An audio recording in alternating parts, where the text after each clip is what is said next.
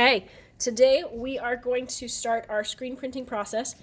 You have already traced your design onto the screen printing fabric, and then you have painted over all the areas that you want to remain white with Mod Podge. Now it's hard to see once it's dry because Mod Podge does dry clear, but you can kind of see if you hold it up to the light, you'll be able to see if you've missed areas or whatnot. So when that's ready to go, you're going to take your paper and put it underneath your screen. Now you'll notice my screen is flat against the paper. I don't have it raised.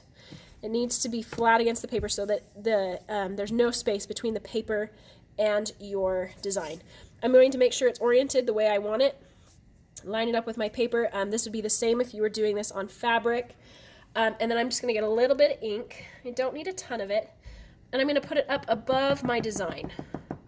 Kind of a line that kind of covers above. Okay.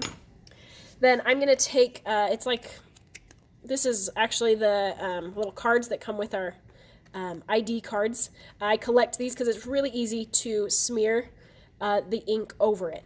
So what's going to happen with the screen print is this fine mesh has holes in it. And since it's not blocked with this, when I go over it with the ink, it will push the ink through the holes, creating a print.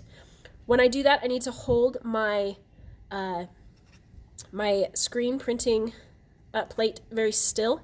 If it moves around, I'm going to get like a double print. It will look weird. Simply take the card, squeeze it over what you've done. You just need to do it a couple times. I'm going to kind of dab the ink off my card. I don't want to waste a lot, and I might do more prints. And then you can lift it up and pull it off, and there's your print. You can continue doing multiple prints. You'll just want to put your paper back down. The second time, you'll want to be very careful with where your screen goes, because you won't be able to move it once it touches.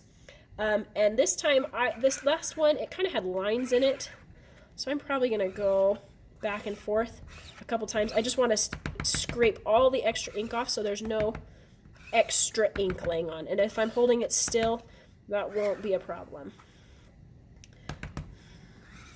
Okay, then I'm ready to peel it off again very carefully, and I have another print. You can continue mass producing these prints as much as you like. I'd like you to turn in 2 for our project, 2 that are exactly the same or as similar as you can get them.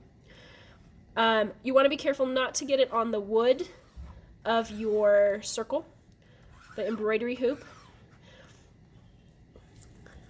because they are a little harder to clean. Now that one, you can see I missed a spot. I could try and line it up and do it. I'm not going to risk it because I have some other prints that are working just fine. And that is how you would do a screen print.